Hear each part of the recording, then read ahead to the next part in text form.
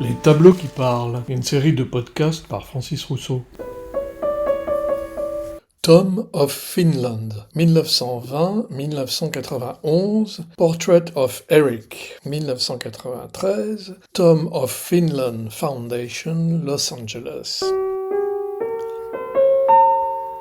Tom of Finland, ou Toff pour les intimes, de son vrai nom Touko Valliolaaksonen, est un dessinateur et peintre finlandais qui, comme aime à l'écrire Wikipédia, je cite, a durablement influencé la culture gay par ses représentations fantasmatiques et fétichistes d'hommes. Je suis gay, tout me plaît. C'est en effet le moins que l'on puisse dire. Devant ses braguettes gonflées comme des chambres à air de 5 tonnes, et ses musculatures exacerbées à faire pâlir les dieux de l'Olympe, ou plutôt du Valhalla d'ailleurs. Oh, c'est charmant. Ce style, qu'il se découvre sur le front en pleine guerre mondiale, et qu'il qualifie de style dépravé, qu'il n'ose alors montrer à personne, va pourtant ouvrir grande la porte du genre homoérotique aux Robert Mapplethorpe et autres Bruce Weber, qui lui succéderont dans l'apologie de l'hypervirilité. Bruno, tu vas dans ta chambre réveiller ton petit ami. Ton père va rentrer du PMU. De quoi s'agit-il? Comme on peut le voir, de représentations de super-hommes, entre guillemets, tout de cuir vêtu, avec des organes génitaux la plupart du temps surdimensionnés et proéminents, et des crânes tout petits et casquetés à la mode de Munich, saisis dans des positions souvent explicites. Tiens, voilà des Bouddhas, voilà des Bouddhas, voilà des Bouddhas. Mais malgré ce que l'on pourrait croire, ces hommes à la virilité exacerbée ne sont en rien les résultantes d'une vision masculiniste toxique, comme Tom s'en accusa lui-même au début de sa carrière, alors qu'il était rongé par une culpabilité sexuelle sinon incommensurable, du moins certaine. Le but de Tom of Finland était en réalité de défier, avec beaucoup de sincérité, une société qui bannissait ces représentations viriles de l'homosexualité masculine pour leur préférer les représentations d'hommes efféminés et maniérés, ce que l'on définissait alors sous le vocable de folle. L'ironie du sort, voulant d'ailleurs que peu à peu, ces super-hommes moustachus de Toff finissent par devenir eux-mêmes archétypaux de la folle moustachue, dite poutrap pour poutre apparente, des années 1990. Est-ce que tu ne pourrais pas parler avec une voix un peu plus grave? Un peu plus virile? Alors là, ça m'inquiète vraiment. Ça, parce qu'alors là, on est sur une autre planète. Alors, je sais pas ce qui lui arrive, mais alors, dis donc. Mais en 1950, il n'est pas question de cela. Et pour les historiens de la cause gay, les dessins de Toff ont ceci de novateur qu'ils offrent un éclairage différent sur l'homosexualité, un éclairage plus proche de celui de Jean Genet que de Jean Cocteau, permettant de réaliser que les homosexuels peuvent être des policiers, des militaires, des sportifs, des motards, des ouvriers du bâtiment, des marins, des gardiens de prison, des agriculteurs, et non pas seulement des coiffeurs et des décorateurs raffinés, ou des poètes éthérés. Dis-lui de se parfumer un peu moins. Oui, maman. On ne l'avait bien entendu pas attendu pour cela, mais il fut le premier à le faire de façon aussi provocatrice et radicale. Toujours homosexuel, enfin. Oui, et je savais pas comment j'allais m'en sortir. Parce que j'ai quand même tout essayé auparavant. Les rayons. Oui, j'ai eu les rayons. Qui d'autre? Pas mal de friction. Oui. Et rien n'y faisait, quoi. Sa série sur les motards, qui lui fut commandée en 1959 et 1960 par Tony Apworth, grand passionné de l'engin, je veux dire de la moto bien sûr. C'est là définitivement l'identité et le look du motard homo, gainé de cuir des pieds à la tête, des bottes jusqu'à la casquette, en passant par les mitaines, cloutées. Each man cares the thing he loves. Each man cares the thing he loves. Da da da. Da da da da. Mais comment une chose pareille a-t-elle pu arriver au sage petit dessinateur publicitaire en costume, cravate et cheveux gominés? Sans doute par un coup de baguette magique, encore que la nature de la baguette en question n'ait été jamais clairement déterminée. Est-ce que par hasard, tu aurais recouru à la magie?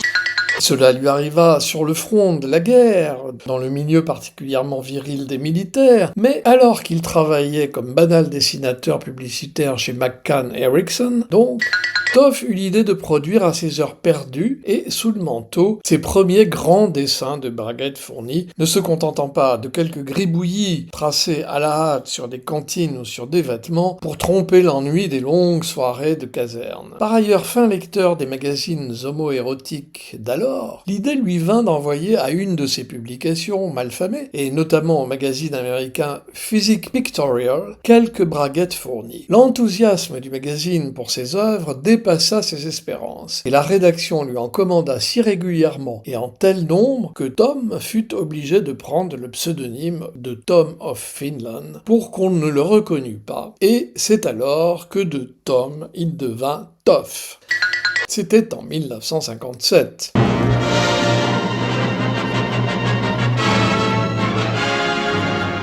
Hollywood Hotel. À travers ce magazine, très lu de la communauté gay, surtout celle d'Hollywood, ses dessins attirèrent très rapidement l'attention. Et pas seulement de la communauté gay d'ailleurs, mais aussi du milieu de l'art, les deux n'étant pas forcément étrangers l'un à l'autre. Ces personnages au corps musclés, ces soldats aux mitraillettes surdimensionnées, ces motards chevaliers aux sacoches bien remplies, ces marins aux pompons torves, façon querelle de Brest, ces bûcherons à la bûche prospère, souvent bardés de cuir, renoués avec braguetas, des portraits de la Renaissance italienne et française, pour la référence culturelle, et flattaient les fantasmes d'hypervirilité de ce que certains freudiens appelèrent un rêve de folle. Gay Pride, Gay Liberation, traduisons, soyons fiers d'en être, libérons-nous. Sa série de bandes dessinées la plus importante, Cake, regorge ainsi de ces personnages caricaturaux, à commencer par le personnage central, un brun moustachu vêtu de cuir, portant un t-shirt blanc, et qui devint le symbole même du monde gay et lança la mode célèbre du moustachu poutrape blouson de cuir et jeans déchirés, devenu iconique.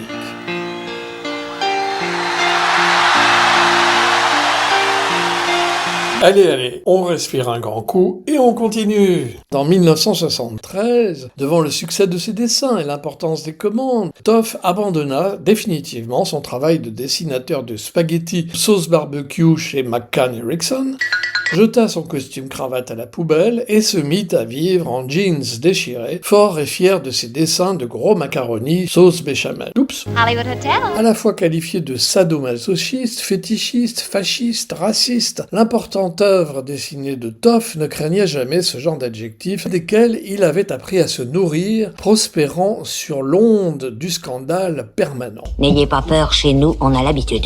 Merci, belle maman. La partie la plus controversée et la plus transgressive de son œuvre consiste en dessins d'hommes habillés en uniforme nazi, dont il avait fait un véritable fétiche sexuel. Avec cette érotisation de l'uniforme nazi, Toff ne faisait guère que suivre fidèlement les leçons de Jean Genet, qui écrit dès 1948 dans son roman Pompe funèbre, la plus belle image érotique, la plus grave, m'était offerte par un beau soldat allemand en costume noir de tankiste. Je me mêle pas de ta vie privée.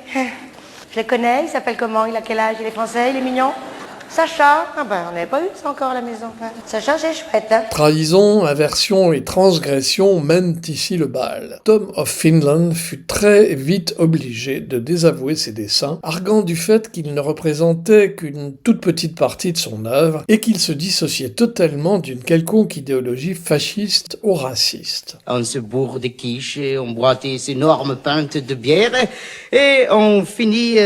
en farandole, en hurlant des tyroliennes ou en vomissant partout, on ne regrette pas sa soirée. Du point de vue purement artistique, les avis divergent. La technique, un peu trop précise et détaillée de Toff lui a valu aussi bien le titre de maître absolu du crayon, sans aucun jeu de mots scabreux et surtout sans aucune modestie d'ailleurs, ou de dessinateur commercial à la mine plate et totalement dénué d'expressivité. Certains avancent même les adjectifs de facile, sans goût, vulgaire, stéréotypique, caricatural et même ridicule. D'autres tressent des éloges sans fin et y voient l'illustration la plus éclatante de la libération gay de la fin du XXe siècle. Tu l'imites de mieux en mieux. Oh, et ton père, qui n'a pas voulu que tu fasses de théâtre, eh ben, c'est pas du gâchis, ça. Oh, je sais pas comment tu fais là avec la main. Mais moi, écoute, je la vois, Madame Dalida. C'est dans cet esprit qu'en 2004, le Museum of Modern Art de New York, le MoMA, fit entrer plusieurs dessins de Toff dans sa collection permanente. Idem entre 2014 et 2015, lorsque 3 timbres issus de l'œuvre de Toff furent imprimés et mis en vente en Finlande. 2 d'entre eux portant même l'indication à humecter avec la langue. Au cas où l'on aurait loupé un épisode. Ah oui, je prendrais bien une petite larmichette de vin. Vous savez, j'ai une soif, c'est terrible. C'est la cheminée, sans doute.